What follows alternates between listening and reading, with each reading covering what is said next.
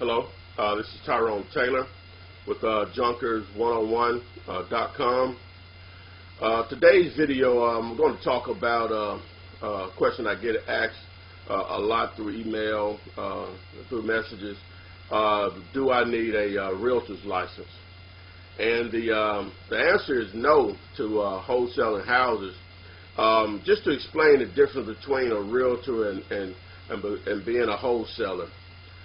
A realtor needs a license because they are acting as a marketing agent, is probably the best way I can describe it, which means they're hired by a buyer or seller to promote their property or to locate a property.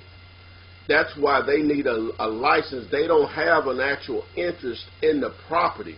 They're being hired for their services to either sell or to buy or to help find a property to buy for a client.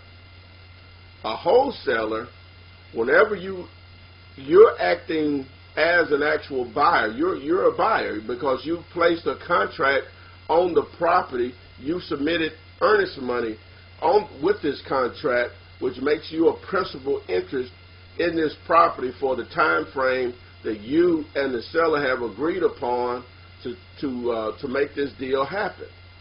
Now, of course, the way wholesaling works is someone wants to come along and pay you for your position on that contract, which is an assignment fee.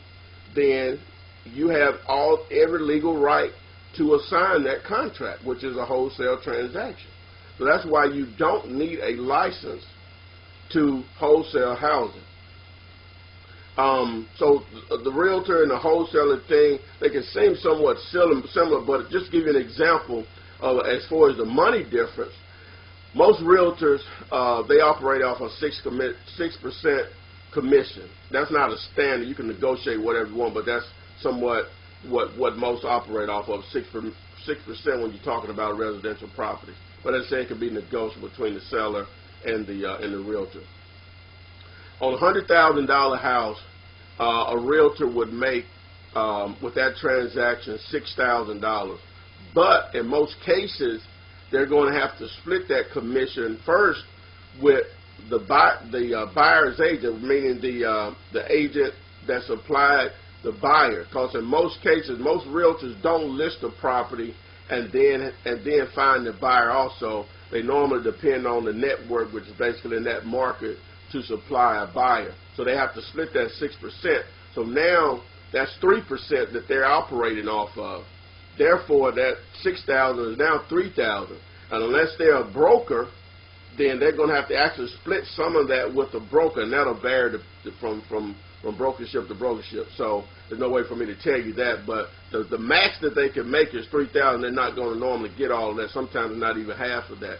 So compared to if I wholesale the house that was $100,000, that was the actual transaction, normally the house is going to have to be worth quite a bit more. It's probably, in my market, that house would probably have to be worth $170,000, $180,000, depending on the repairs. All of that's relative, but I couldn't see myself not making at least $10,000 off that same deal if it was a $100,000 transaction. There's no way for me to tell you that just from experience. So that's the difference in as far as money. There's really no comparison as far as wholesaling and dealing with realtors or being a realtor. Not saying that you can't be a realtor and wholesale properties. You just have to disclose anytime you're dealing with someone that you do have a real estate license. I think that's the way it works in most states.